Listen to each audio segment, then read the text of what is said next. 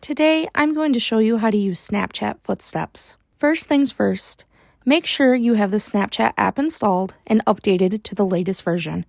You can check for updates in the Play Store or App Store. Once your app is up to date, open Snapchat and access the map. Next, head to the settings in the top right corner of the map. Ensure your phone's location services are enabled and that Snapchat has permission to access your location. Also, make sure you're not in ghost mode by toggling it off if it's activated. Ghost mode hides your location, so turning it off will allow you to access features like footsteps. If the footsteps feature is available in your region, Snapchat will show a trail on the map of the places you visited. If it's not available in your area yet, you won't see it on the map. If you're a Snapchat Plus user, you have a pre-released access to the footsteps feature.